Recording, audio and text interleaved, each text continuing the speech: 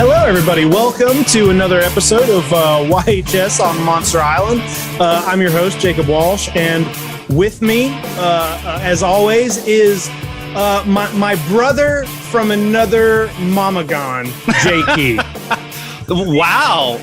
I'm the one that's supposed to do the intros. Well, I can't top that, but it is always a pleasure to be here talking to our listeners and our fans and all that good stuff. But most importantly, to the astonishing architect of Godzilla Tower, the most tenured ticket taker at World Children's Land, and the coolest cockroach on this side of the M Space Hunter Nebula, Mr. Jacob Walsh. Always a pleasure, my friend.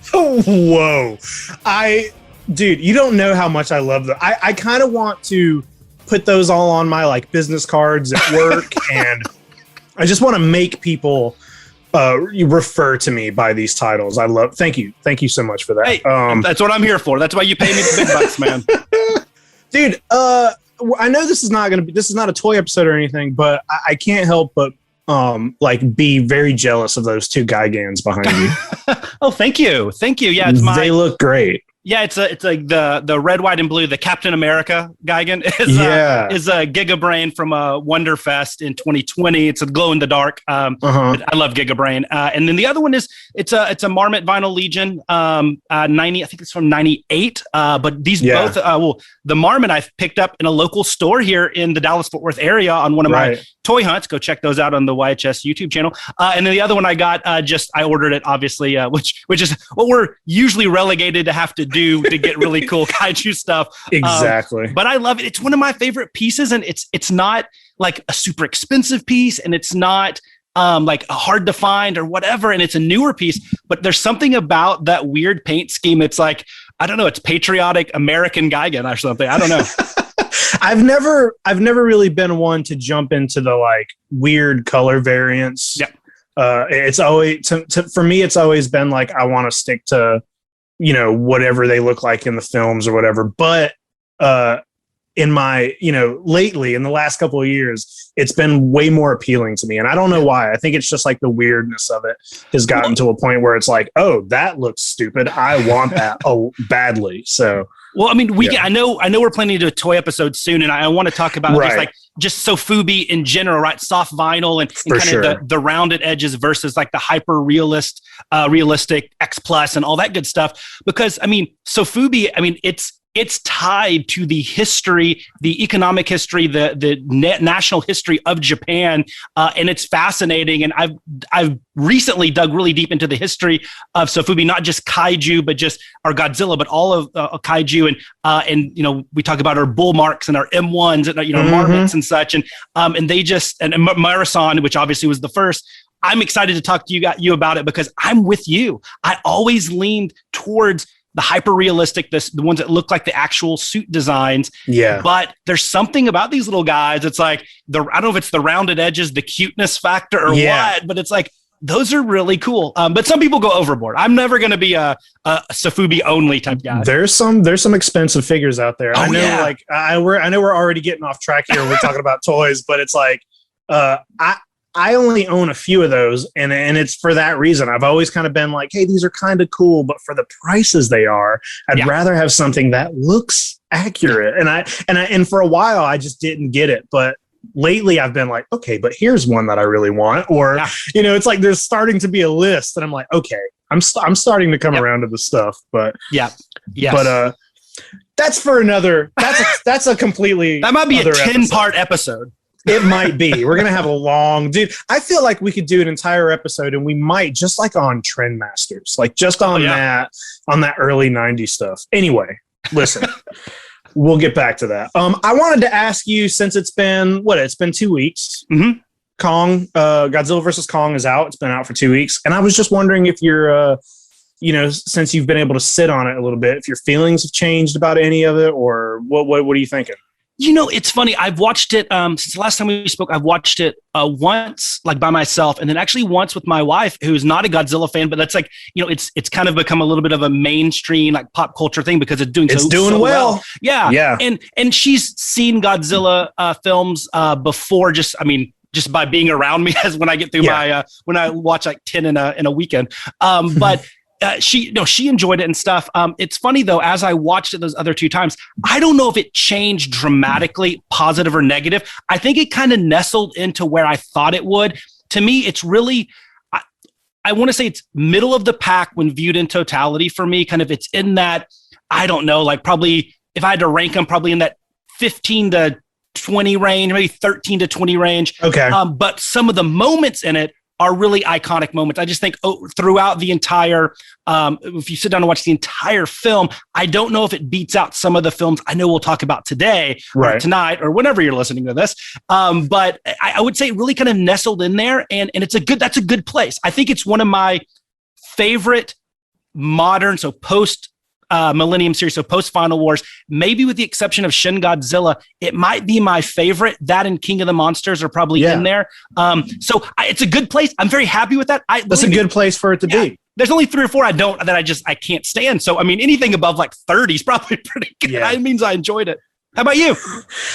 No, I agree. I've put it on a couple times, and I've let it just kind of play, and there's been a few times where I've just watched certain scenes, but I feel pretty much the same as you. I'm very happy with it, and I think overall, at least out of the MonsterVerse that's happening, it's still kind of up in the maybe 2 or it's up in the we only got 4 films, but still I think it's one of the best of those 4. I found it pretty interesting over the last week. I've seen a lot of people talking on Twitter about it, and first of all, the movie's doing really well. It's like it did better than King of the Monsters did in its opening weekend. A lot better, yeah. And King of the Monsters didn't have a pandemic to deal with, so it's doing very well. And I think some of that is because of people are just ready to go back to the movies and see a movie. But but some of the stuff I'm seeing on, I follow a lot of like Godzilla community folks on Twitter, so you see like really specific kind of like arguments or whatever. And one of the things that I saw that was going around yesterday, it was like a big thing where somebody was really annoyed about Godzilla's like smile that he does in the movie. and I had to go back and watch that scene again. It happens when he clips Kong with the atomic breath, when he like clips him in the shoulder. There's like a close up, and it just straight up looks like he smiles. And he's a lizard, like, he sort of has like a smile, and a lot of time animals like just naturally sometimes look like they're smiling when they're animals. So I have a dog that smiles all the time. Exactly. And I've seen people argue back and forth, about it. And I was just like, there's a big argument going about Godzilla smiling right now. And I'm like, is that what we need to argue about? It's like and people are using the argument where it's like, hey man, you've seen Godzilla shake hands, you've seen him do like a crazy drop kick, you've seen him dance, he's talked before, it's like, he's done the most ridiculous things. Why is a smile bothering you? And it's just back and forth. I just was wondering if you've seen any of that, discourse, or like, does it even matter? Who cares? So I haven't, and that's not because I've chosen not to see it. I'm not super active on Twitter, or really in the Twitterverse when it comes to Kaiju and Godzilla. I kind of try to form my own opinions and such. But to me, I view that as a good sign. If that's really what they're worried about, then that means a lot of the other stuff went really, really well. That's how I view it. It's a nitpick, right? It's like a weird nitpick. I just thought it was interesting that it's like, when I saw the movie the first time, it didn't register. A smile didn't register to me. No, not at all. I didn't see that scene, and I was like, oh, he's smiling. It just looked like a kind of a grimace or something. But I just thought it was weird that that's what people are watching the movie and running with, was that Godzilla maybe smiled at one point. Has Wingard or anybody come out and acknowledged it? Like that's actually was like what, or just a weird animation not that I've work or something. Yeah, seen. It's just what I've seen is just like. Yeah, I've just seen back and forth. This is what it is, or this is not what it is. But something else I read, somebody posted and I don't have their Twitter handle or anything, but I saw somebody talking about the movie, and they kind of got pretty deep with it, and they were talking about like, it's a really fun kind of popcorn movie. It's like everybody's really loving it for this reason or that reason. But they were like, if you kind of want to dig into it a little bit, this is the movie that has the most character development for both Kong and Godzilla. And they're like, and they're saying like, when you start this movie, we already know that these species don't like each other. There was some war, whatever. And Godzilla, this movie starts with Godzilla knowing that Mechagodzilla exists. And he's already on his way to try to take care of the actual villains, you know? But he stops. He's on that mission, but he hates Kong so much that he's just like, oh, hold on, I'm gonna go fight this monkey. And Kong wants to get home so bad, but he's like, hold on, I gotta fight this lizard, you know. And they have their fights, they hate each other, all this stuff happens. Kong makes his way home. He is in Hollow Earth. He is home. And then Godzilla is where Mechagodzilla is. He's in Hong Kong where Mechagodzilla is and says, hey, you know what? Fuck Mechagodzilla. I'm going to fight this monkey. And Kong's at home. He can just stay there. And he's like, you know what? I'm going to go fight this lizard. And like, you know, they hate each other for whatever reasons.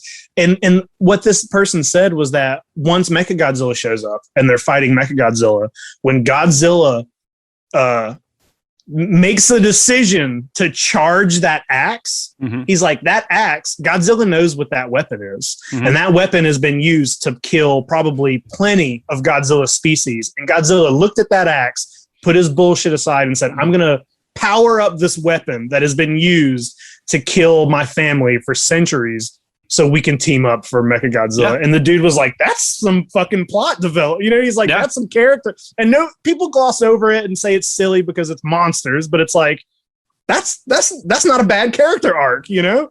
Oh, absolutely. And I was listening to another Kaiju podcast recently, and they had a lot of their listeners write in and talk about kind of their initial thoughts. And one of their listeners said a very similar, the thematic relevance of this putting aside their differences. And it made me think, I was like, at first, my first inclination was like, yeah, I mean, they had to because it's Godzilla and Kong. But then I think about it, you look at the other team ups, and in reality, there wasn't this visceral hatred. Then they put aside their differences to defeat the greater evil. You know, it's Godzilla and Anguirus. They're buddies, right? I mean, they talk to each other. It's always Godzilla and his friend. They're already his friends. Yeah, I mean, the closest you could do would probably be would have been probably a Ghidorah the three-headed monster. Mothra talks Rodan and Godzilla into joining up and putting aside their bickering. But obviously, this is on a grander scale and and such. So I don't think we can look past it. I think it deserves that. I think it's a cool theme, and it might get buried in the popcorny nature of things, but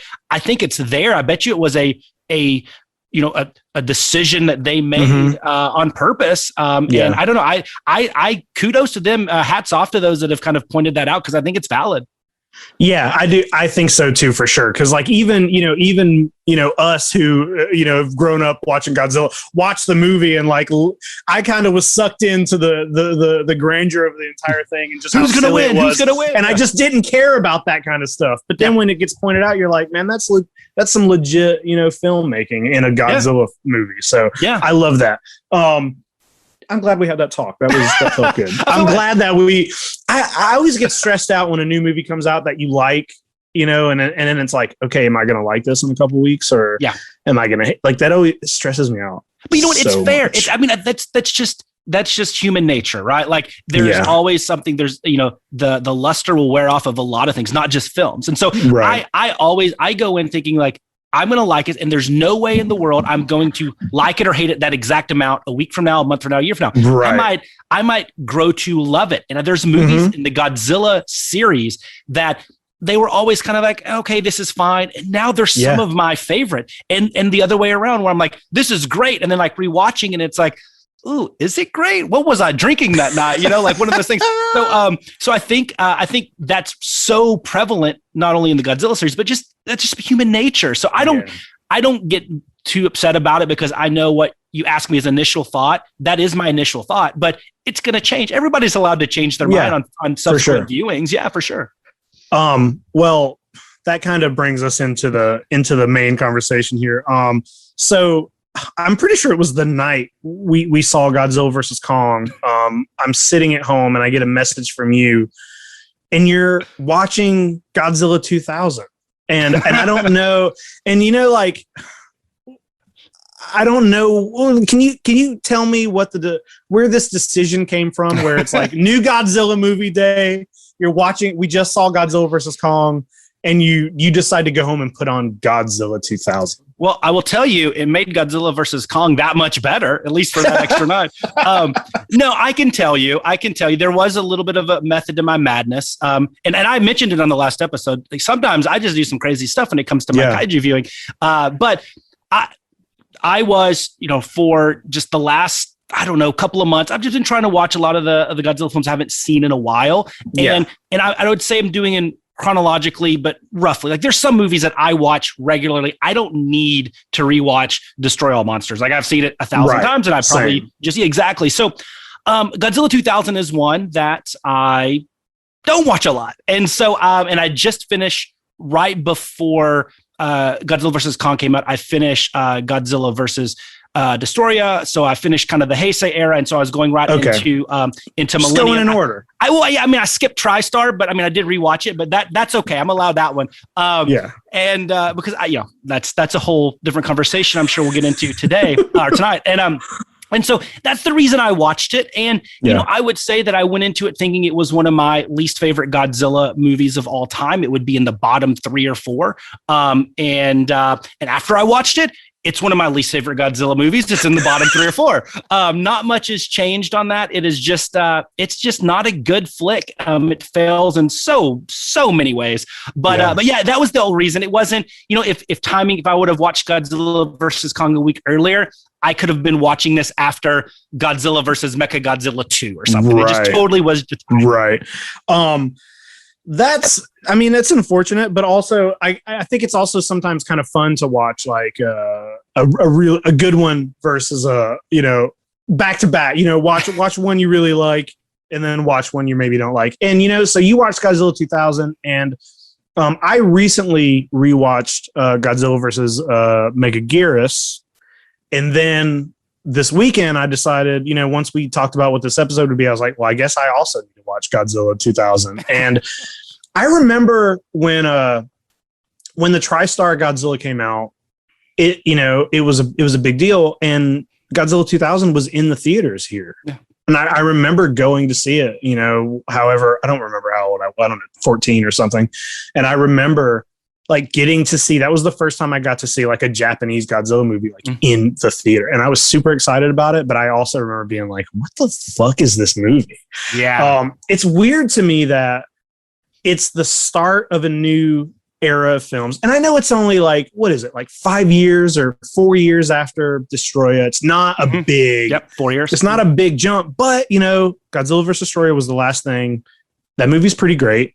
Yeah. And then they're going to start, the new series, and Godzilla 2000 just seems like a weird, it almost seems like a offshoot throwaway film. It's a weird start to a series. It does I kind of was into the way it starts. Like, it does have some good imagery at the beginning with, Godzilla eating the boat and there's like some kind of spooky stuff. They try to keep him but it's just like such a blah movie. Yeah. Well, Orga sucks, dude. Well, think about this. We talk about all the great monsters Godzilla has fought and overcome. How about a 3-year period where we get TriStar, Godzilla 2000, and Godzilla versus Megaguirus, and he's still around today? How do they survive that 3 years of just utter garbage? And this is a little bit like a first date episode with our listeners. Like, I know they've got our opinions on Godzilla versus Kong, but this is like who we are from a film standpoint. Right. What we like and don't like and agree and disagree on. But yeah, Godzilla 2000, I agree. A throwaway film. I would say, like, if I had to do a compliment sandwich, I would say with number one is, I do think the actor's name escapes me right now, but that played Shinoda. I think he's actually pretty main guy. Charming thing. And he was also in Godzilla and Mothra Battle for Earth. He was Yuji Ando, I believe his name was, or Ando, but he was kind of the corporate lackey guy that turned his opinions around. Anyway, I think he's good, and EO's fine, but everything else sucks. And then the other part of the compliment sandwich would be that, like, it's not too long. I don't know. The CGI. I think it's so, like, the computerized breath and everything. And, my opinion is you're trying to erase the bad taste from TriStar, which failed on a lot of levels. The CGI obviously just didn't feel right after so many years of suitmation. And they come back with that, with the computerized breath, the weird, just everything was just bad computer graphics that do not withstand the test. The UFO looks the worst, dude. And I found myself like, I kind of like the plot of the first half where the movie starts and it's just like in this new series, Godzilla he's been around and he's just like a force of nature. And I liked how there's an organization who's like, hey, we need to learn how to, prevent Godzilla. We need to learn how to stay out of his way. Like we need to study him. He's important. And then there's this other group who's like, no, we got to kill Godzilla. Like, I kind of liked that part of it. But as soon as the UFO shows up, it's just like, shut this off, tentacles. Dude. And one thing I think you're right. And then there was the casting, like, what was the main, not the main bad guy, was obviously the aliens, but the Orga, but the Katagiri, I think his name was Katagiri. Straight out of Central Casting, the bushy eyebrow. Dude. Yeah. It just was so silly. But I would say that one of the things that I think I might be in the minority on here with 2000, I think a lot of people that do like it and that do find redeeming qualities, they like the Godzilla suit design, and I can't stand it. I'm not a fan of the Godzilla 2000 suit design. And I know we've had this conversation. Yeah. I think he looks like the giant claw. I mean, just the floppy. I mean, it looks like a Skeksis from Dark Crystal. I guess Orga looks like a Garfin, so it kind of works out. It's like very Jim Henson-y. I don't know. I don't love it. And I know they tried to make him more menacing after the giant marine iguana of TriStar, but I think they failed. I really do.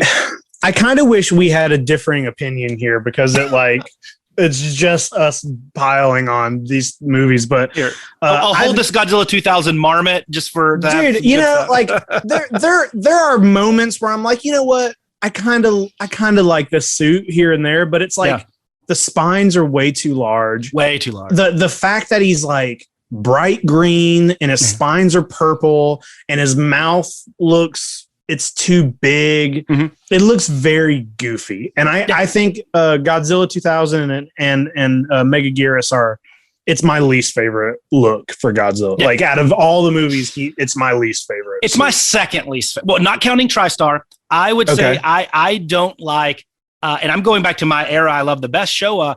I don't like 67. I don't like the Son of Godzilla. I think he looks like he has some. He's a little froggish. Yeah, a little. I'm just not a big. I mean, couple that with Manila. I mean, it's not the best movie for Godzilla and Godzilla's family's suits. There are definitely a couple in that older series where he doesn't look good, but it's like for me, those still have much more of a charm than like this does. And it's like, I watched Godzilla 2000 this weekend, and I watched it back to back with Godzilla versus Biollante. And dude, let me tell you. So first of all, I'm so different in so many ways, dude. I'm just gonna go ahead like cats out of the bag. Godzilla versus Biollante is my favorite. It's my favorite Godzilla film. Now, do I think it's the best out of all of them? Maybe not, but it is my favorite. And dude, the visual effects, the suit, the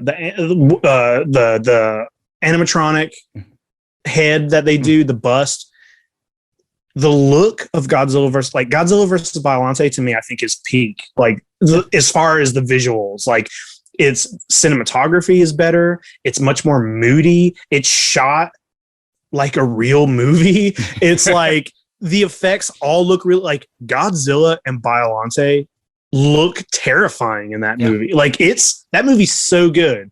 And it's like, how do your effects look like that in 89? Yeah. And then 10 years later, 1999, when you made Godzilla 2000, why does it look like a cartoon? Like, why does it look so, I don't know. What happened? I mean, I don't know if it was one of those things where it's like the world is moving to all these computer graphics. We have to be there. Yeah. But you're right. Like it is, I would argue 2000 and Megaguirus for sure. I think luckily the next year and the years following, I think the Millennium series really kicks it into gear. But compared to any movie in the Heisei era, whether it's King Ghidorah or Godzilla and Mothra or Space Godzilla or whatever, just the visuals and the designs of the creatures, it is night and day difference. And the wires and glitter that we know that we love from our Heisei era is leaps and bounds better, more charming, and actually just looks better than anything from 2000 and Megaguirus. But hey, before we get to Biollante, because I do want to talk about that, because I do think we'll have some debate or conversation on that. Okay. I do want to talk about Megaguirus, because I have to say this, for those that don't know me very well, I hate that movie. I really do. It's the worst goddamn Godzilla movie of all time. It is, for me, it's below TriStar. It's below Godzilla 2000. It's below the second part of the anime trilogy, which I cannot stand, The City on the Edge of Battle. It is, I mean, it's the same dumb suit as 2000. I mean, the Megaguirus as a monster, I always call him Diet Batra. I mean, he really is. It's a knockoff. Like, Batra is such a better version of Megaguirus. 100%. I mean, G-Grasper is dumb. The Griffin is dumb. I mean, the kid in it is sexist. He can't even believe that one lady's in G-Grasper. I mean, you just have, you have so much just terrible stuff. I hate Dimension Tide. I hate everything about that film. It is garbage. It just needs to go away. It is. Dimension Tide is the stupidest plot in a franchise that's full of stupid plots. Yeah. Fucking shoot Godzilla through a black hole is the dumbest thing ever. Why not? I hate it. I don't, when I look back at every Godzilla movie, even TriStar and even Godzilla 2000, I can find something redeeming about it. There's nothing in Megaguirus and that entire thing, from design to, think about it. If you'd have put the Biogoji suit in there, maybe I can at least say, hey, the suit's great. But no, it's one of my least favorite suits. It's just bad. It's just bad. So I just have to say that, because I don't want to leave this conversation without people knowing. Okay, I hate that you hate Megaguirus. Okay, but if you want, but if I can get an X+ of him, that'd be awesome. So let's talk Biollante, because I know that. Okay. So you, like I said, you said that's your number one. Yeah. I want to also be on the record. I really do like Godzilla versus Biollante. I think it's one of the best Godzilla films. I'm doing the opposite of you. I'm not saying it's one of my favorites. I'm actually saying I really, truly think it's one of the best made, best acted. And you're right. For sure. Yeah. From creature design, because there's only 2 monsters in it, right? Mm-hmm. From creature design, I do think it's, if not the best, in the conversation for the best Godzilla suit. Biogoji, it's menacing, it's real, but yet it's still like, you still feel like you're watching Godzilla. Yeah. And Biollante might be the best creature design in all of Godzilla. It really could. It's in the conversation. It is. I mean, and how they operate that thing. There's a human in there, and they have the puppets on the. It's just, there's nothing bad about the creature, maybe with the exception of, it's not the most mobile, because it's not supposed to be. Dude, I don't know. I was pretty young when I saw Biollante, and I remember the first time I saw Godzilla 85. I remember up until a certain point, my grandparents would just tape all the Godzilla movies for me off of VHS. And I remember coming to visit my grandma one weekend, and she was like, "Hey, we got a new Godzilla movie for you." She was like, "But hold on." She was like, "It's different." And she was like warning me. She was like, "He's scary and he's got fangs." And I was like, "What?" and it was Godzilla 85. And one of the things I love about Biollante is just how, like, it just picks up exactly where 85. I like, the Godzilla franchise is full of like starts and stops, and like, well, this movie's in our continuity, this movie's not in our continuity. And I really like, the quote trilogy of Godzilla 54, cut to Godzilla 85, and then Godzilla versus Biollante. And just those 3 movies and it's like, when you think about it that way, it's like, oh, Biollante is the first monster that this Godzilla battles. You know what I mean? If you don't count everything else. But dude, I don't know what it is about Godzilla versus Biollante. He's, Godzilla kind of goes to this thing where he shows up, everybody's scared of him. He's fucking shit up. He faces Biollante, he fucks more shit up, and then he fights Biollante again. And then he's kind of just like, I'm done. You know what I mean? He goes to the sea. I like his, like, I like that Godzilla, where it's like you get to watch him fight something. He's not evil. He's not a good guy. He's just what he wants. He's just whatever he wants to be. He's a destructive force of nature. Yeah. I will never get over how good he looks in that movie. And I mean, I think he looks good in the Heisei era. Yeah. Altogether. Like that. Agreed. Altogether is my favorite suit, but Biollante for sure. And I don't know what it is. If it's like, you know, I grew up really loving like Little Shop of Horrors. And it's just like, something about half plant, half Godzilla, like Biollante is terrifying. You know what I mean? Like she is the coolest looking creature of the entire, just in the entire thing. Like just what you said, that is hands down. I think if I had to rank best movies, it would maybe be 2 or 3. You know what I mean? But if we're going with favorite, it's absolutely my number 1 film. Well, it's interesting because it was the 20, and I could be getting my dates wrong. So if we have some fact checkers out there, please, I'm going to throw a disclaimer. I might be wrong. I think it was 2014. They did the big survey in Japan. I think it was some industry executives or industry experts and some fans. And Godzilla versus Biollante was the number 1 Godzilla movie for the fans. Yeah. So to me, I think that's where like I don't hold it in that high regard because, like I said, I think it's an amazing movie. I think it's great. I think Biollante is a monster what we have not seen before in a Godzilla film. I think the closest you could think of is maybe like Hedorah, like with the fact that it's just a little totally out there. I mean, I'm not saying they're similar. And it's also like a little more on the serious side. Yeah, but that one was an experimental movie that failed on all their experiments, whereas Biollante was solid. To me, like I agree with Akira Ifukube, who famously now he's dead, but did not like Godzilla versus Biollante, mostly because of the music and also because he hated that. And what a weird thing to hate. He hated that the fictional country of Saradia, which we all know Godzilla films love fictional countries, right? That it sounded more a European than Middle Eastern. It was supposed to be obviously a very Middle Eastern, a satire on the oil greed and all that type of stuff. And that's not why I dislike it, but I agree with him. The music to me is not the strongest. Now I will put the disclaimer out there. I'm not a music guy in the sense that I can look past it. Like I notice really good music and I notice really bad, but like, I'm not going to really understand the subtle nuance.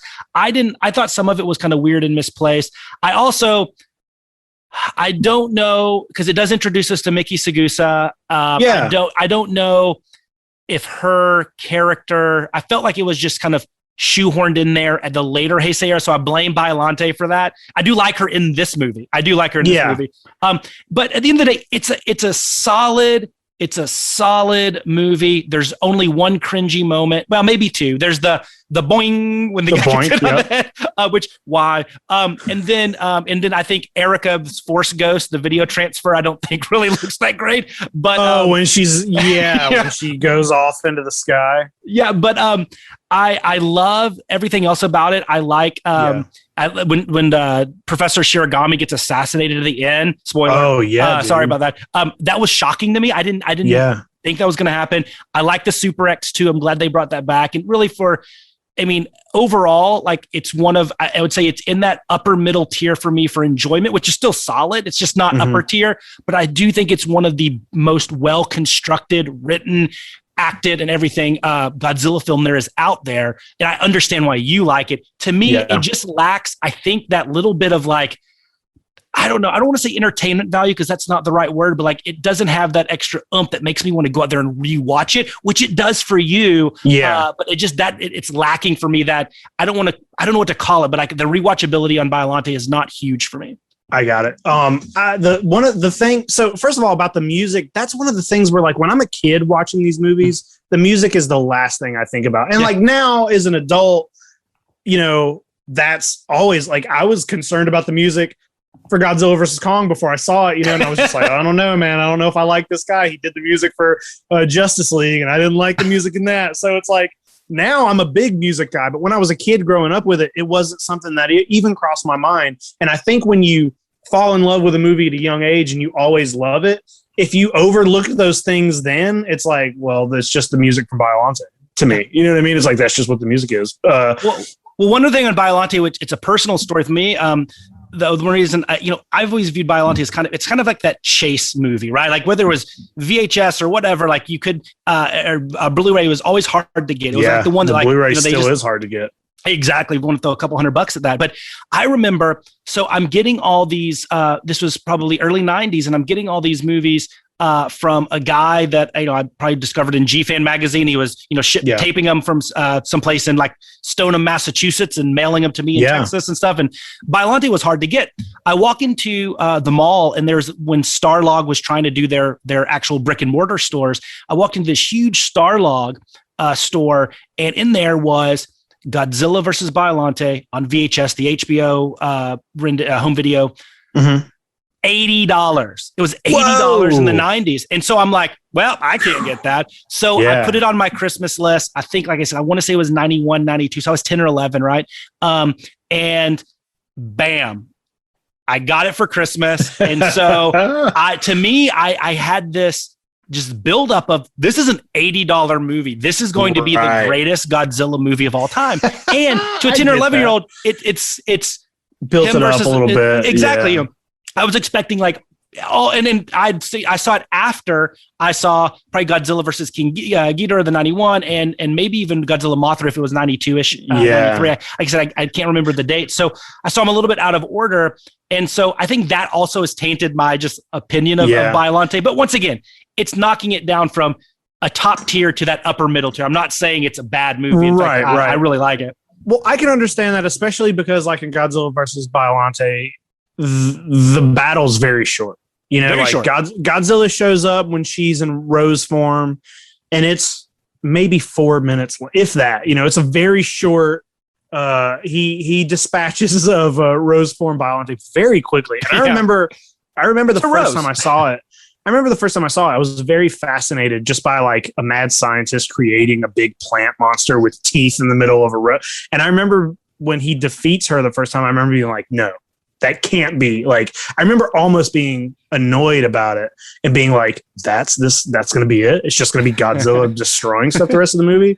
So when she kind of shows back up towards the end, I was like, what the fuck is that? I was like, and even that battle is short compared to, any other Godzilla battle. But I don't know, man. There's something about the like shortness and the sweetness of it that it just like, I don't know. It has a good story. It has a good story to support it. That's the other thing. Like we know that Godzilla movies we've talked about. It's like I don't, and I know you don't give a pass because they're Godzilla movie. Like the story has to be good, especially if the battles are short.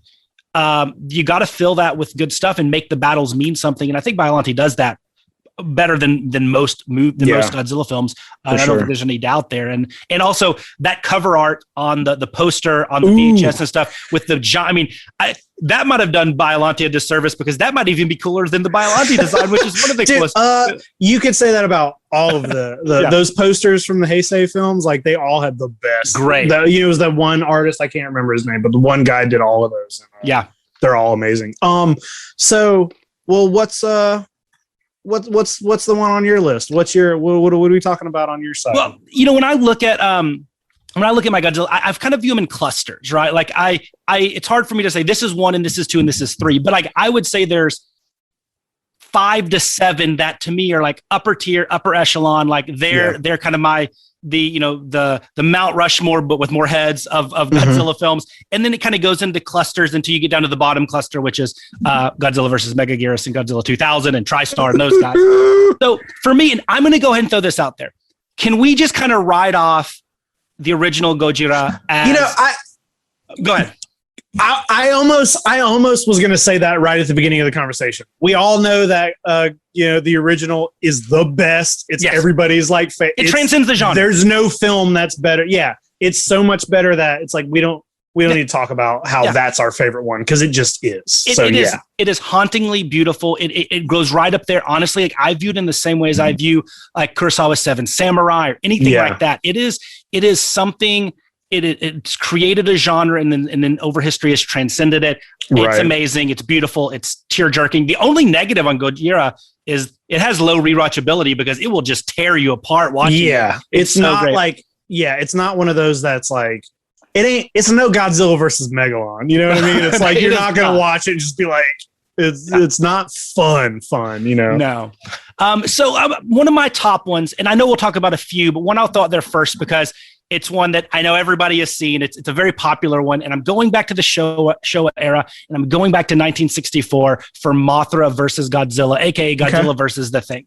And why I like this is I would say for a Showa era film, it has probably one of the least amount of kind of what I'll call cringy moments. Like, okay, like I'm an adult, like I need to kind of roll my eyes at that. I think it's really solid. I think it's visually beautiful. I love, obviously the last movie of Godzilla as a true bad entity, a bad dude. His entrance coming from underground is freaking amazing.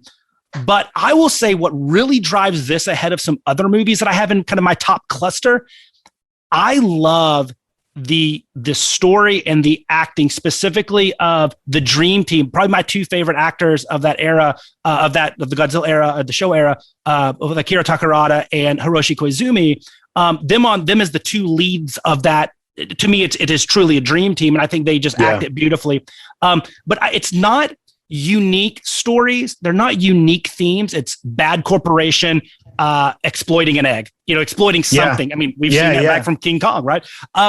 I just think that they do it and convincing natives to trust, the modern folk.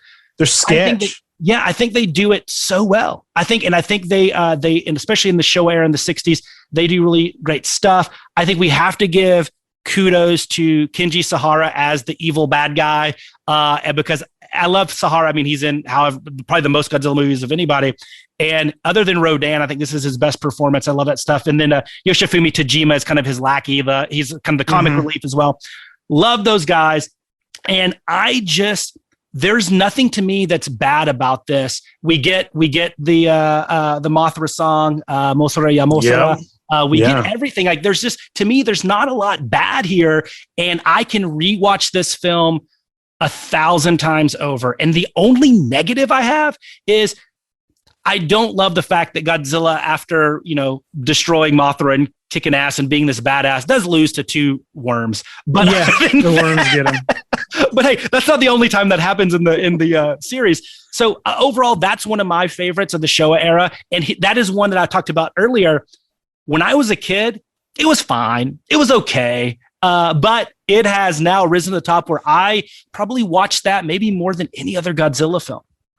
Dude, I was about to say the same thing, that like when I was a kid, I didn't care as much about Godzilla. I remember being annoyed about the poster for, saying Godzilla versus the Thing, and it had all the tentacles on it. Yeah. And Mothra was like blocked out. And I remember being like, oh, what is this thing? It's a moth.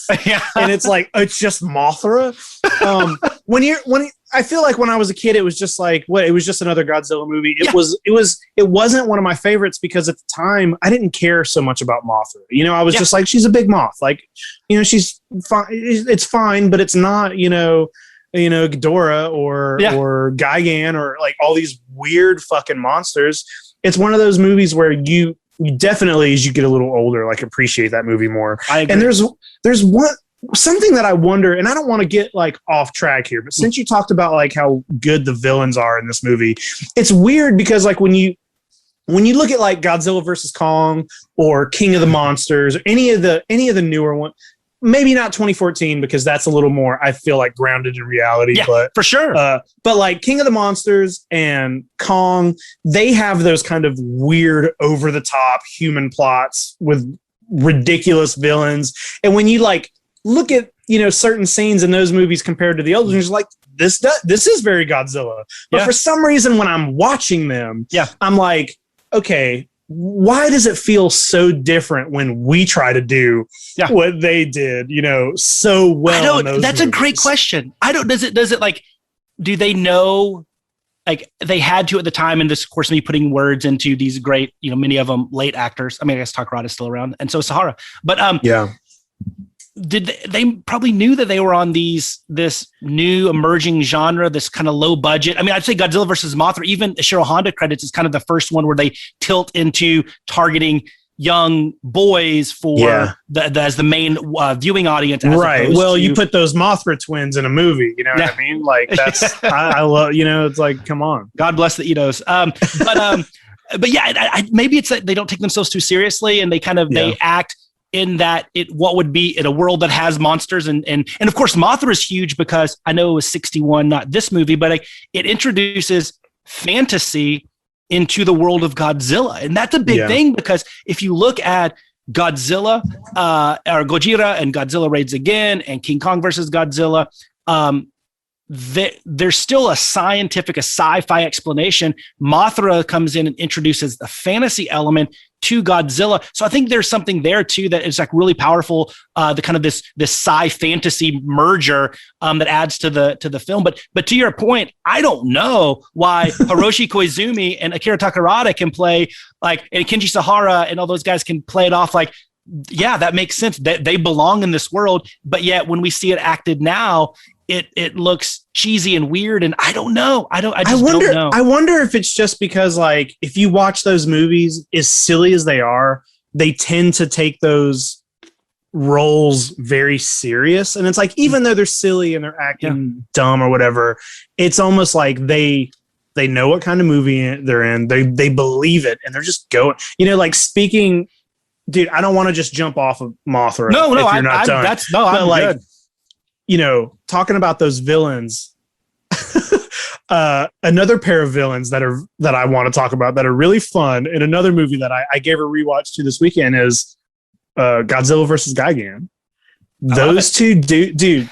First of all, they're the dumbest villains in the like in a series with a lot of dumb villains, dude. I love how, so when I was younger, Godzilla versus Gigan was like, it was one of my favorite. And it still is. It still is, but I don't watch it as much as I used to. So I was giving it a rewatch and I love everything. I love it's kind of like the main character is an artist. You know, it's just like he's an artist. And, Gengo Kotaka, Yeah, and I love that he's like getting recruited because the aliens are like, well, we need ideas because we need kids to come to our fake amusement park. To our fake amusement park. But I love like in the very first meeting, he's meeting with these guys for the very first time. And he's like, oh, cool. What kind of stuff are you guys going to have here? And they're like, oh, we're going to have a lot more monsters, but like, we're going to also kill the real monsters. Yeah. And I'm like, they're just giving away their plot to this dude first meeting. And they're just like, where's the tape? Our secret plan is on the tape. Yeah. You know, it's like, they just give everything away.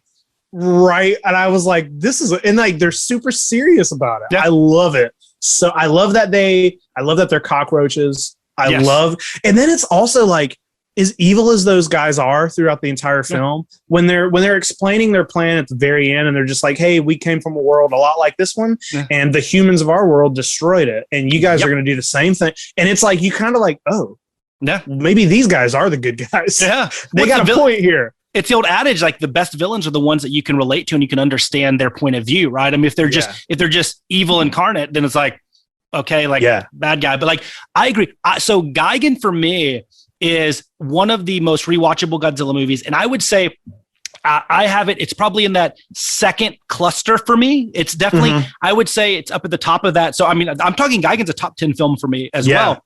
And I would say that and Terror of Mechagodzilla, for me, I would say are kind of in my most underrated from the Showa era. For sure, and, But Gigan, like, first off, the suit design is amazing. Yeah, Gigan is going to be so iconic. You mentioned it. The lead, I think, is one of the most likable, charming. Like you root for him more than maybe anybody else. He has this like badass girlfriend who kicks ass and is like a martial artist and actually saves the day. So progressive.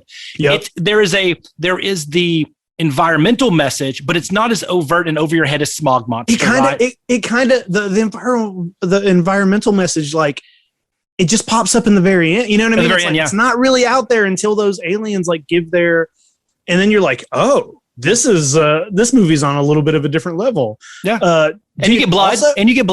That's what I wanted to bring up. So this movie, so like Godzilla versus Gigan was one of my favorites. And the fact that it's so close to what is maybe my second favorite Godzilla movie of all time, which we'll talk about in a minute, is Godzilla versus Megalon. And, you know, Gigan's in that one, but it's so weird to think about how silly that one is, and how like this one was like, hey, you know what?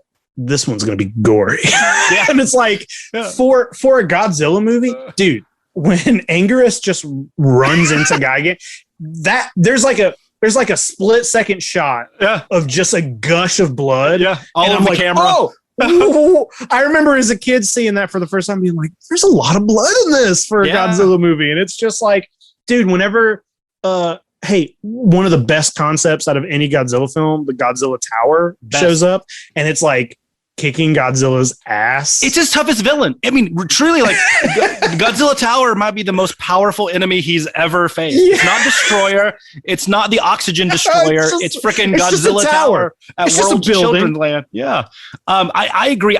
And you're right. The blood. I think it's the first time you see a monster make Godzilla and Anguirus bleed. And and for those out there, Anguirus is my favorite kaiju, not named Godzilla in the history of kaiju.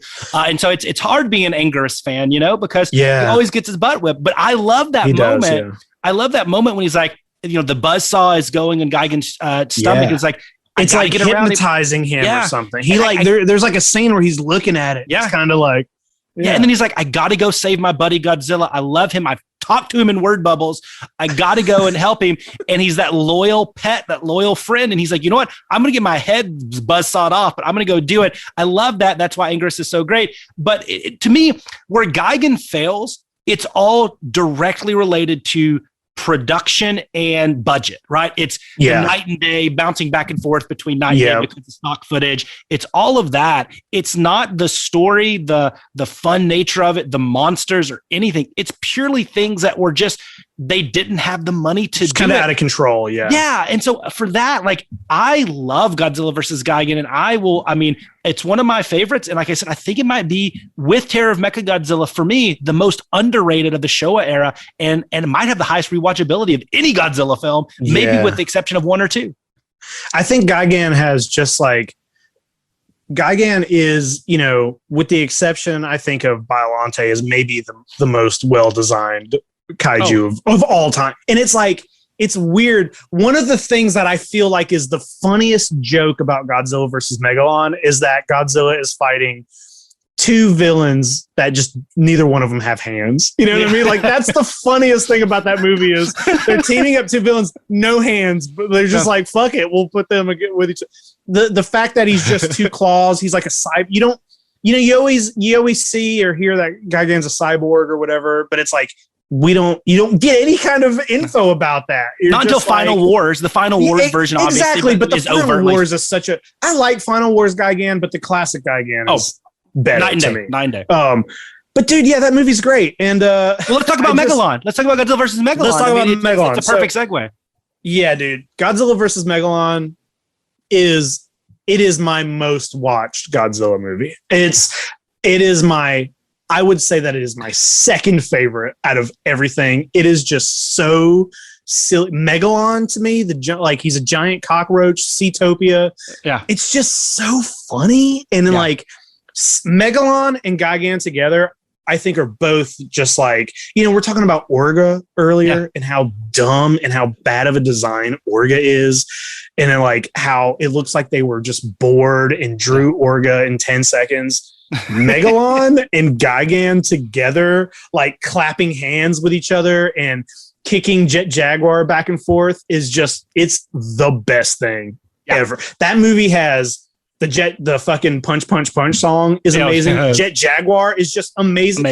Dude, isn't it weird how like a year ago on April Fool's, Toho put out like a fake. Did you see that fake Jet Jaguar trailer they put out? I did. You told me about it. So it was like an April Fool's thing. And now I know we haven't seen Singular Point yet, but it like looks like Jet Jaguar might be a main character in this. He's always been one of my favorites. I love his like relationship with Godzilla, where he just shows up on Monster Island, wakes Godzilla up, and is like, "Hey man, I'm trying, like, just come do this." And like the handshake at the end, like everything about that movie is amazing. Yeah, I mean, it's so silly. It is. I mean, from them throwing limp body Jet Jaguar to how Jet Jaguar can grow to the he made like, how did they you created a robot and it just all of a sudden is like, it becomes sentient, it can grow, he can talk to Godzilla, it can do whatever it wants. Just like, that dude's a genius. And also it's like the humans, the human plot is very kind of small, and it's just like these two best buddies and a kid, and partners. It's like, yeah, dude, it's such a good, just everything. I love Seatopia and the Seatopians, how annoyed they are with Earth, and they're just like, fucking our shit up. They're the good guys, dude. Yeah, I really that's kind of the going to the Gigan thing, but even more like, we like nuclear tested and hurt them out. Now, do you need us? And why does Seatopia have a cockroach as a guardian? And that's another story. But I love the creature designs. I love all the fun. It's so campy. It's so goofy and silly. But like, once again, it's trying to be that. And so like, you have to focus, like, what is this trying to do on a shoestring budget? There's just so much silliness. Megalon it's middle of the pack for me, just because of all that silliness. Like, it's not necessarily always my cup of tea. I think it goes a little too far, but I love most of it. Yeah. And I have nothing like the negative stuff. Once again, it's just, I mean, you have to be in that mindset to watch something that's like super, super silly, very, very kind of Henshin Super Sentai, like with the robots and everything. Right.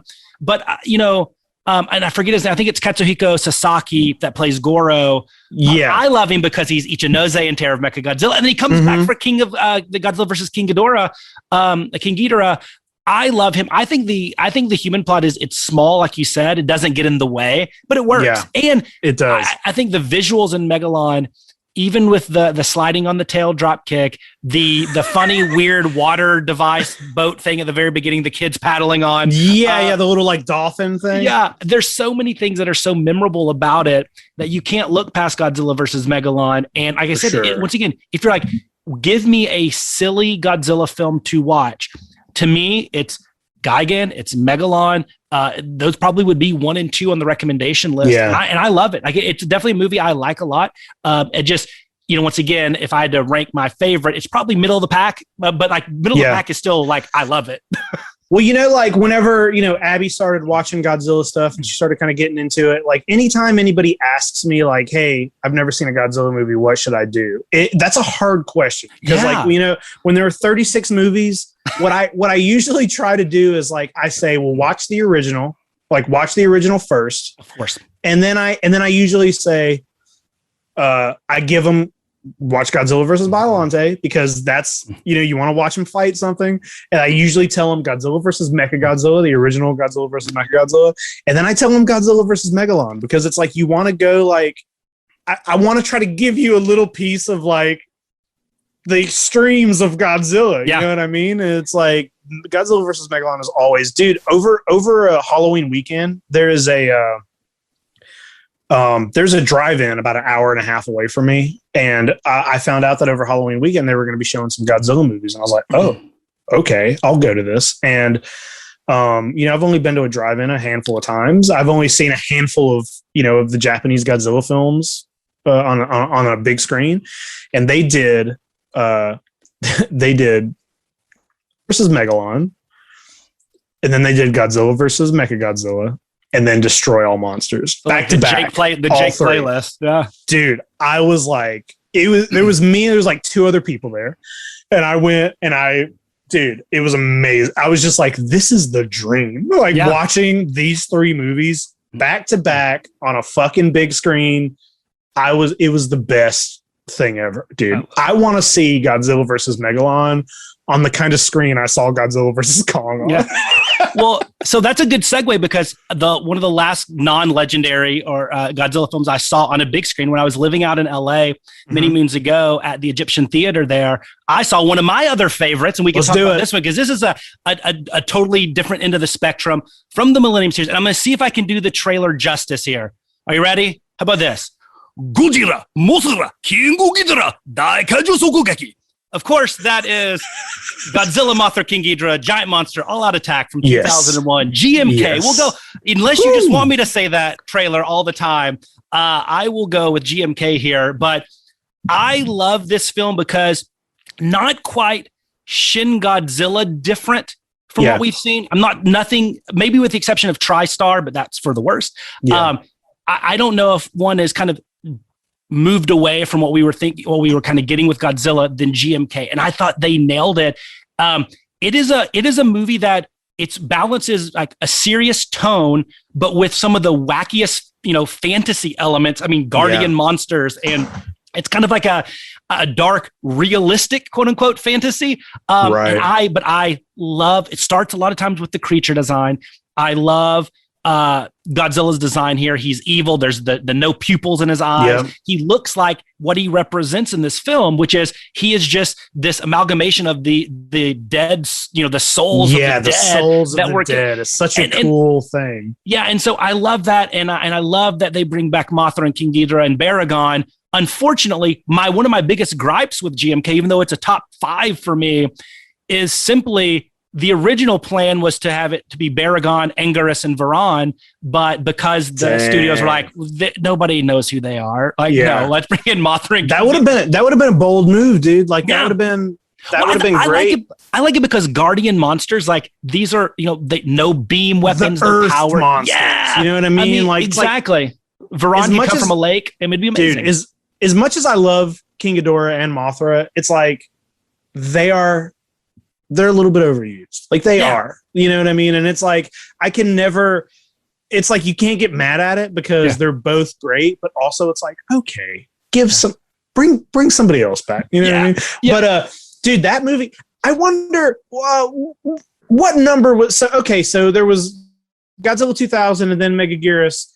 How many was it next, or what was it goes because that was next. It goes GMK, dude. Because here's the thing, like you have those 3 bad years, and then you have GMK, Godzilla against Mechagodzilla, and Tokyo SOS, which those 2, the only 2 in the Millennium series that connect.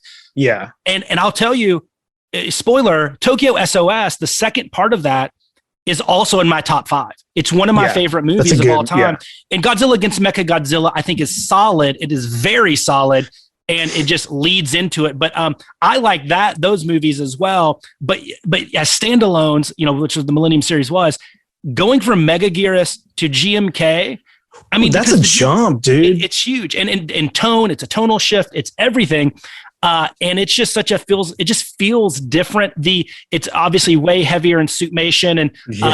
And even though you do get some of the Showa era anime physics, if you will, the tosses where they just keep flying and stuff. You get daytime fights, you get the guardian monsters turning to force ghosts, you get all this kind of cool stuff. And I'm in the minority. I actually didn't mind them making King Ghidorah, a good guy in this, just to do something different. No, I don't think that's a bad thing. Like one thing that I always say, and I'm pretty sure I might have said this on our other episode, but one of my favorite things that the Godzilla series, especially in the later years, has done is decided to say, hey, you know what? We've done a lot of these. Let's change. Let's do something weird. Let's make a good guy bad. Let's just fucking make it. Let's make King Ghidorah a metaphysical, like third dimensional being. Like I like that shit. Yeah. First of all, it's so weird that this movie followed 2000 and Megaguirus. Like, do you think it was the kind of thing where those 2 movies came out and they were just like, we got to do something. We need to pull this together. Like, do you think that was the kind of thought? Well, the guy that did GMK was the guy that did the Heisei Gamera trilogy, right? Is it? I thought so. I don't know. Dude, I forget his name. Not Kaneko. I forgot his name. I mean, probably. I don't know, but probably. I rewatched that Gamera trilogy within the last few weeks, and it had been a while since I watched that. But holy, dude, that shit is good. It's good. Like everything about that trilogy is great. I mean, a lot of people claim so good. A lot of people claim it's the best kaiju movies ever made. I don't know if I'd say that, but I don't know if I agree with that, but I'm not. But if that's somebody's opinion, it's like, okay, I get that. Yeah, I haven't watched those in a long time. I have a hard time getting past the Gauss eating the dog scene, which, hey, the dog survives in GMK, damn it. He does. Yeah, so I know this is not really a Gamera episode, but talking about those movies, in the third, when he Gamera versus Iris or whatever, or Revenge of Iris, whatever, I think it's Revenge. The fact that like the Gaios come back and he makes such quick work of them. There's a scene where the Gaios crashes into a building and its eyeballs hanging out, and it's just like it's so gnarly. It's like screaming in pain. Its eyes hanging out, and it's basically like begging for its life. And Gamera's like, nope. And I'm just like, that. It's such a badass thing. But dude, one of the things in GMK that I love is the scene where there's a woman in a hospital bed. Yeah. And she's freaking out, and she thinks Godzilla's about to crush her building, and he walks right by her, and she like breathes a sigh of relief, and then that tail just comes and like knocks it down. I love that. Yeah. So much. So funny story. That actress, I don't know her name, but that actress makes a cameo in Godzilla Final Wars. If you recall, there's this scene where they're like, it's a talk show. They're at the news station, and she's like this kind of girl dressed in like, I don't know, like punkish attire or whatever, but she's at the table, kind of flipping about, what Godzilla coming back means and all this type of stuff. But she does have another brief cameo in Godzilla after getting killed in the hospital. And that's amazing. And GMK. Yeah. There's so much cool stuff in GMK. I love the big swerve at the end with the guy being a ghost from 54, the old man. There is a message. The guy that plays the main admiral, Ryuto Ozaki, I think is his name. I think he's great with his daughter. I think that's a pretty good storyline you can get behind. But I love we can go into battle without relishing conflict or whatever. Like there's all these like nice grandiose moments in it that do a good job. And I think the fight scenes are good. I really do. I like I like that Godzilla's so much bigger than all the Guardian monsters. King Ghidorah shrunken down, and Mothra sacrifices herself like 75 times. And of course, getting Baragon, a new Baragon was awesome. He's I love cute in that movie. He's they even make a comment about it. He's handsome in that movie. I love the way Baragon looks in that movie. He just looks like I just want to hang out with him. He's cool. Yeah. And they even make the reference to that where like they take the picture over when the tourists they say, oh, he's even cute or whatever. Yeah. Yeah. But what a weird, like Baragon, just such an odd one of the three of Anguirus, Baragon, and Varan to keep. Like it's so weird. And why didn't Baragon get his name in the title? But I love just a lot of GMK sounds cool. GMKB. But I love GMKB. it. I love it. Yeah, dude, that's a good one. That's in my top for sure. It's hard to whenever me and you first kind of met and we started talking about Godzilla movies, you were urging me to like rank the movies, and you made a ranking, and it was very hard for me. And I still have the note in my phone where I started it, and I got a couple at the top and I got a few at the very bottom, and they're all basically movies we've talked about, but it's like, it's just hard to rank that many films, especially because there are a handful that are, sort of just like, I love all Godzilla movies, but there are some that are just meh, that aren't like huge rewatchers. But I got one more that I want to talk about that, it's a more recent one, but dude, Shin Godzilla. Yeah. Like, holy shit. Dude, holy Shin. First of all, like, I'm so grateful that I was able to see that in a movie theater. Yeah. And also to like not really know what I'm about to get into. It's such a weird, different take on Godzilla, but at the same time, it is very true to the original and the spirit, and just like the way I remember whenever that first photo was released of what he was going to look like, it's like, dude, he looks like the original Godzilla, but just like, 10 times more weird and terrifying. Like he is terrifying. And the thing that I love about it is how the way he has different forms, and they kind of like sort of go into the backstory of how it's possible he's part human. They talk about the guy who committed suicide off the boat and maybe like formed with a creature and became and just like the entire. Also, the fact, one of the funniest scenes in any Godzilla movie is when they're like, I promise you this creature cannot come on land. Yeah. Hard cut to Godzilla on land is just like, that's funny. Yeah. I used to have the kind of mind where it's like I would want less of the human. When I was a kid, I wanted less human stuff. But it's like there's a lot of human stuff in Shin Godzilla, but it's so fascinating. And even if you don't I don't know a whole lot about Japanese politics. I don't know anything about American politics, but like I do know that the way they do things is a little different over there. And watching like a satire on their own government, it's just like, it's all very fun. And that movie is funny. Like, it's like subtle how funny that movie is. Yeah. But also it is the weirdest, like creepiest, but maybe the coolest take on Godzilla himself that we have gotten in a long time. Maybe ever. Truly. Maybe ever, dude. Yeah. I think I think when you said it was kind of like the spiritual, it had spiritual roots with Gojira. Yeah. I agree, because it's not a radioactive dinosaur, right? It's not a radioactive anything. It is, right? I guess it's the nuclear waste on these like sea life, but it's this, what if a creature could rapidly evolve to become, the goal of immortality, right? And now I take it like, are they going to figure out that after they get defeated with the blood coagulant with the humans, like, does it make sense for the next stage that we don't see in Shin Godzilla 2, right? That they make a more human form and little human form, and eventually, you go 8 or 10 or 15 form metamorphoses down the line, and maybe they're a purely, I'm going to get all Star Trek here, but like, maybe they're just this like gaseous state, this all-knowing, omnipotent, being a formless being. Like, that to me is like, you overlay, what I think they did was so genius is they overlaid this cool concept, this sci-fi concept, this horror concept of this rapid metamorphosis and evolution from, single-celled organism, or in this case, a prehistoric sea creature, to a giant kaiju, to whatever the next form is. They overlay that with this satire on how the Japanese bureaucracy really bungled their handling of like recent natural disasters, and they intertwine it beautifully.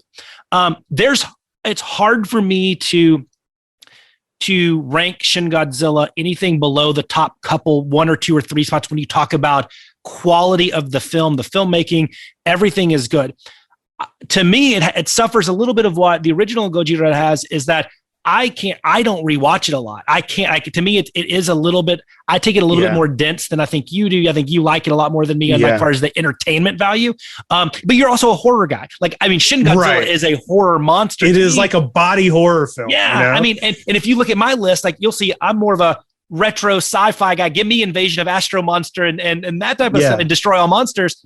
But Shin is beautiful. It is a beautiful film. It is, and I want to say, like, even though it's probably middle of the pack on entertainment value for me, the creature design and everything and what they did, and because I do like when they do Godzilla different, it's just, this is the most different, and they nailed it. They it's so creepy and disgusting and weird, but yet it all makes sense. And like I said, it's beautiful storytelling with the satire kind of as the B track to the monster itself. It's beautiful. It's awesome.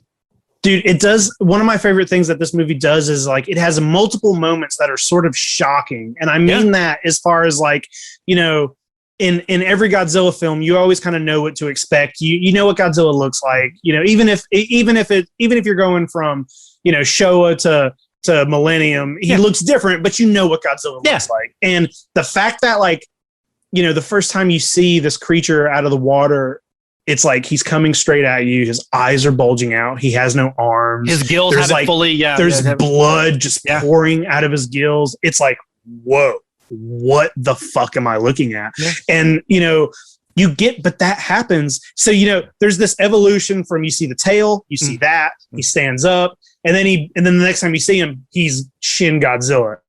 You kind of think like, okay, well, this is it. This is the Godzilla of this movie. This is what he looks like. And he does look like that.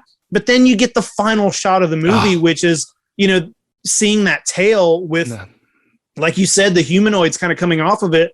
It's so completely, even though you already know that this Godzilla, it morphs into what it needs to be. And they even say like, hey, maybe it's evolving to be the best version of itself in its environment. They give you that. But you still think, well, he's Godzilla. That's what he's going to look like. Yeah. But when you get that tail in the very end, it's a moment of like, holy, like, it's something that you never see. And then also, maybe the most beautiful scene in any Godzilla film is when he uses his atomic breath for the first time. Yeah. It's like that music is swelling, and it's like, there's this really he moves so slow that he looks like he's in slow motion. Mm-hmm. And when his mouth like opens in that weird, like wide, you're not expecting that to be what it looks like. And it's all purple. The glow is like, that movie is just like one, like, it's like a painting. That scene is like a painting, that movie's amazing. I'm so glad I got to see that in the theater. I love Shin Godzilla. Yeah. So much. There's a lot of depth to it. There really is. I mean, like you said, like you could sit there and you can have just conversations upon conversation about, it's not the only one that's ever done this in sci-fi and stuff, but like just taking what would take, millions, hundreds of thousands to millions of years of evolution and shrinking it down to a day or a week. I forget the timelines of the movies, but like, and I think that iconic scene of the armless with the gills and stuff when he comes on land for the first time think about it, like when animals came to become amphibious and become on land, like that was that they went through that, but they developed that and went through those the gills forming into lungs and all the type of stuff over hundreds of thousands of years, millions of years, and they do it there. That is a beautiful way to depict that. And it's a Godzilla film that does it. And so, like, once again, for those that always tend to discredit Godzilla films, watch Shin Godzilla. Yeah. And you watch Gojira, watch Shin Godzilla, I think are probably the two that will make you think again about the quality of the filmmaking and the message and how they portray it. It's hauntingly beautiful. And both of them, I think, nail that. But both of them, like I said, they're not Godzilla versus Megalon. Like you're going to have to sit down and pay attention to it. You need to pay attention to on the background. Yeah. Dude, it's weird. Like, a lot of, there was a lot of, people wondered if there was going to be like a Shin Godzilla 2. It definitely like sets up to keep going. Yeah. And I'm kind of glad that it didn't, because it's almost scarier to not know. Cause it's like, what do they do? They're not going to do a Shin Godzilla 2 where little humanoid Godzillas just take over the world. That's not going to happen. So it's like the fact that we don't really know what happens in that universe, but it doesn't seem good. Did you ever watch, there was there's like a couple, I don't know if this was at the Universal Studios in Japan or if it was just somewhere else, but there was a 3D ride that was based on Shin Godzilla, but it was it was Shin Godzilla basically fighting Shin King Ghidorah. No, you didn't see this? It was like, I knew that. I'm assuming that's what all the rumors about there being the film Shin Ghidorah. Yeah, well, because I don't want to say for sure that it was Universal Studios, but it was some theme park over there that had a ride. And it's one of those rides where you sit in a chair and you watch a screen and the chair moves. And there's a full, I think it may be like 5 to 10 minutes long. And you can go on YouTube and watch it. It's where I watched it. And you watch Shin Godzilla fight a version of Shin Ghidorah. And they even made a Ghidorah figure based off it. And he doesn't look too wildly different, but they did change his appearance to kind of fit with the Shin. And it's just like, it almost feels like, I want to see that movie, but it also feels like it just doesn't, that Godzilla doesn't work in a versus matter. I agree with you there. That to me, like I think that if they did Shin Godzilla 2, and I agree with you, I don't think they should, because I think the theater of the mind is probably better than what will actually be in a theater. Right. I think you almost do have to do the human Godzilla-oids. And I don't know if they can pull that off in the same way as just alluding to it. But I agree with you. I don't think Shin works in a versus, though. Hey, in my own world, I'd love to see Shin Godzilla against, Godzilla 2014 against, King Ghidorah 64 or 65. Sure. That would be cool. But I love, like I said, Shin Godzilla is great. And I do know they do have the zip line where you can zip line into his mouth. That looks pretty cool. But it's a great film. I do have, since Shin is one of your favorites, and I know you said this last one, I want to spend 1 minute on one other film just because that was my last one. Okay. So we can spend as much time on yours. And this is one of my favorites. We've danced around it, we've mentioned it, but I want to throw it out there because I do think I'm not going to say it's underrated, but I do think it gets a bad rep for being only about the number of monsters. And that, of course, is 1968's Destroy All Monsters. Okay. So I love this movie. It was my first Godzilla film I ever saw, so it has sentimental attachment.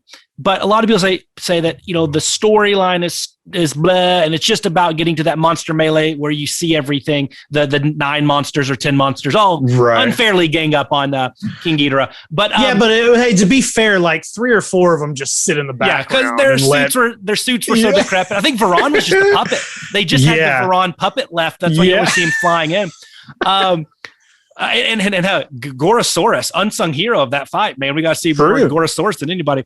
But I like this as a movie, as with the human plot as well, because I love like retro futurism, like sci-fi stuff, and so it has that. But I think Akira Kubo, who, you know, he, for a lot of people remember him probably most as the nerdy scientist in Astro Monster, like, because I think he's great in that. But as kind of the captain, was it Yamabe or whatever, that plays kind of the captain, I think he's an awesome lead. But I also like, I think screw the Super X, screw the Griffin.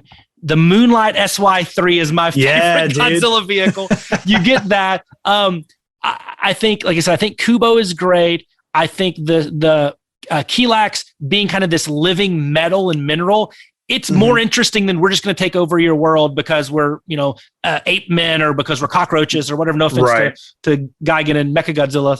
But I thought that was cool. And, you know, if you like original series Star Trek and you like Kaiju, I think Destroy All Monsters is wonderful. And you get a lot of iconic scenes. I mean, you get Anguirus flying up with King Ghidorah and getting dropped down, holding onto his neck. You get the kangaroo kick from Gorosaurus. You get some of the coolest things, I think, are Mothra larva and Kumanga or Spiga, whichever term you want to use, both shooting the webs at the same time, teaming up, which is kind of like, you know, good guy and bad guy teaming up. For sure, And then of course, the one thing that I think gets overlooked is seeing multiple monsters all on the same team destroying a city, but not just seeing 2. Seeing Godzilla and Rodan and Mothra and Manda, because why the fuck is Manda there? Those scenes, them destroying the city sets, which I think are beautiful. I love it. I just feel Destroy All Monsters, it's more than just the monsters. I'm not saying it's Shin Godzilla or Biollante or Gojira level story here, but I think it's more than just that scene. Now, I will tell you, it has the longest overdone scene of, I think he's trying to cut, what is it? He has like the temperature device with the maser drill. He's trying to cut. It goes on for like 12 minutes. So it's like should be 10 seconds. But it also has my favorite line in any Godzilla movie when Kenji Sahara's character, he's the guy that's just up on the moon base, right? And like everything's going to shit. And he's like, well, it's time to just go enjoy a cup of coffee. Those are my favorite lines. I'm like, what a weird, funny thing to say in Destroy All Monsters. But so I love that. That's in my top. I would say it's probably maybe number 5 on my list. But I just hate that it always gets thrown out with like Final Wars and those guys as something different. I don't think it's fair. I think I know Final Wars was kind of trying to like pay homage to that movie. And Final Wars is its own thing. Final Wars is like watching a Power Rangers episode, you know, and like I know that they're trying to be like, you know, it was one of the last things they were, you know, but Destroy All Monsters, dude, that's an Avengers movie. You know what I mean? Like it's Avengers. You got to think like that's early time Avengers, like seeing all of those monsters. And like, that's also, you know, even though we've had Ghidorah in movie after movie, Destroy All Monsters is kind of the movie that like really cements Ghidorah as being the fact that you have to have all of these monsters team up just to defeat one creature who has no arms. That is why King Ghidorah is a badass. And like, also one of my favorite things about that movie, and I know you don't get as much of it as I would like, but you know, most of the Japanese Godzilla films, Godzilla's always in Japan. You know, that's always in a localized area. And it's really fun to see like them send the monsters to different cities. You know what I mean? They're all around the world. Yeah. And I love that part of it. And like when they're on the little monitors and shit, like even though they call Gorosaurus Baragon because the suit is so fuck it. Gorosaurus can burrow now apparently, which is like, you know, Baragon. But the other thing I love about Destroy All Monsters is, you know, they live on Monster Land. A lot of people always think of it as Monster Island, but Monster Island, our show is named after it. was originally coined in Godzilla's Revenge. So we owe everything to Ichiro and those guys in Godzilla's Revenge because it gave us Monster Island, calling Monster Island. Dude, I love that. And you know what? Like you just had to bring it around to Godzilla's Revenge. You know, like I think all these movies that we've talked about as our kind of favorites, like your picks, I also love. You know what I mean? They're all like all of these movies to me are one big cluster of movies. And you know what? There's probably 4 or 5 that are right up here with these that we haven't even. There's just too many for one episode. But really quick, talking about Godzilla's Revenge, dude, that is a movie where that used to completely just be bottom of my list. That was my most hated until you came into my life, Jay. And, you know, you had such a love for it. And I had not watched it in so long. And I rewatched it with you and Abby and Craig. And I was like, hey, you know what? Like, yeah, this is a silly movie. It's for kids. It's not really in the continuity of, it's weird. It's its own thing.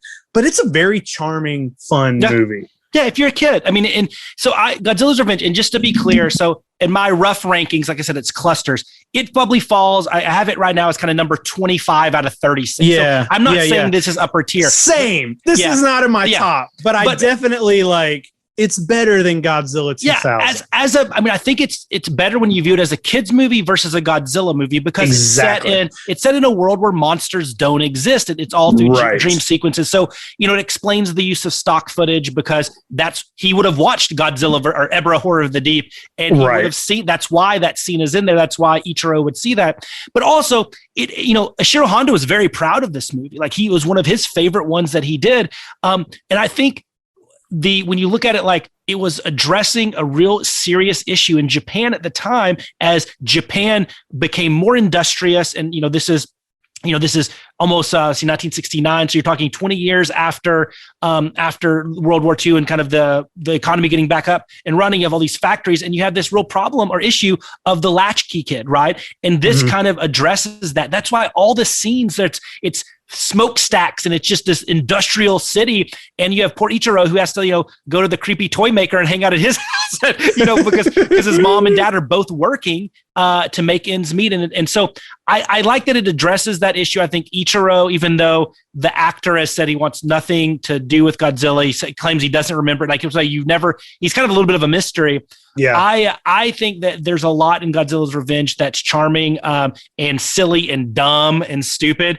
But like it also, I think, might be the best to put in front of a kid now that is 6 years old. I think the Godzilla's Revenge would resonate with them more than anything. And I think that's worth something because, just as Shin Godzilla resonates to people that want to take their movies seriously and like horror and this, this type of political satire, Godzilla, the kids, and don't forget about them, Godzilla's Revenge does the best at speaking to that audience. And so I don't think it's a Godzilla movie, but if I have to include it, I would still rank it ahead of a lot of films like Space Godzilla and Smog Monster. And I know, and this one is going to cause a lot of problem ahead of King Kong versus Godzilla, one of my I think is one of the most overrated films. And of course, Megaguirus. Fuck Megaguirus. I want to see Ichiro versus Megaguirus, and Ichiro wins. So it's one that I talk about a lot, and I just feel like I don't want to defend it to the point of thinking it's great. But it has its place. Give it its due. And for what it's supposed to be, I think it does it pretty well. Yeah, dude, that's everything you just said about that movie is probably the best thing that's ever been said about that movie. And I'm sure somewhere like the spirit of Godzilla's Revenge is looking down on you and really appreciates everything you just said about it. Listen, I think that's got to be it. That's the closer for this episode. We were all over the place. We talked about toys, Godzilla versus Kong, best, worst. I think maybe next episode we're just going to talk about all the correct ways to pronunciate the monsters' names, because I feel like as being 36, I still don't know what I'm saying right. Well, here's the thing, like, and I suffer from this. I'm guilty party number one. I'll use American names, Godzilla, Rodan, Mothra, but yet for some reason in my head, I can't use the Americanized, the English Ghidorah. I still call it Ghidorah because, why do I pick that out as the one Japanese name that I use? I don't go around saying Godzilla. Listen, we'll do a quick thing real quick before we get off here. But like, when you're growing up and that's all you have access to is the American versions. But you know what? Also, Anguirus, like it feels weird for me to say that because you know what? I grew up calling him Anguirus. Yeah, me too. And it's me too. No, me too. When I watched Godzilla versus Gigan the other day, they say his name 3 different ways in that movie. And I'm like, Gigan, yeah. And then when they do the dub, like where Godzilla's talking to him, I'm like, what are you even saying? You're not saying any, like Anguirus, like Anguirus. It's like, it's all different. And there's a lot of the monsters kind of have that. And it's just Ghidorah. You have Ghidra too, because remember the movie Ghidra, exactly. The three-headed monster, one of the English titles. Yeah, so that's a whole thing on its own. And it's weird. Forgive me, fans. Forgive me, listeners. Like it's okay if you're new to Kaiju. Call them whatever you want. We know what you mean. Exactly. But dude, I'll tell you, I was stressed about that when I first started going to Dragon Con. There was a Godzilla panel and I went to it, and it was the first time I was ever in a room with people that knew, more about Godzilla than I did. And I remember the second year I went to Dragon Con, I was on that panel. Oh, no. And I remember saying Ghidorah and someone else saying Ghidra, and me in my head, I'm like, oh, they probably all hate me and think I'm an idiot because I'm saying Ghidorah. And at the time I was like, oh, well, which one is it? It's like, it all kind of hits you. And it's like, so it's any of them all. Exactly. Yeah. I mean, Minya, Manila, Mila, all that stuff. I think Ghidorah, Ghidra, Monster Zero. We should maybe just say, let's all call it Monster Zero. I think that's the one that probably stumps most people. And guess what? I feel I should actually call it Ghidorah since I use the English names on all the other ones, right? The American pronunciation, the English pronunciations. But for some reason, I don't know why, but I always call it just whatever you feel comfortable with. Ghidorah. Yeah, it's just, I feel like this last bit is like kind of like a PSA. Maybe we should cut this part and just put this out too. And it's just like, you can call them whatever. It doesn't matter which version of the name. Yeah, it doesn't matter which version. We need to do like a We Are the World. We'll get all these like Kaiju and people in the Kaiju community. And it's okay to say things however you want. Dude, you're right. Well, listen, Jay, you got it.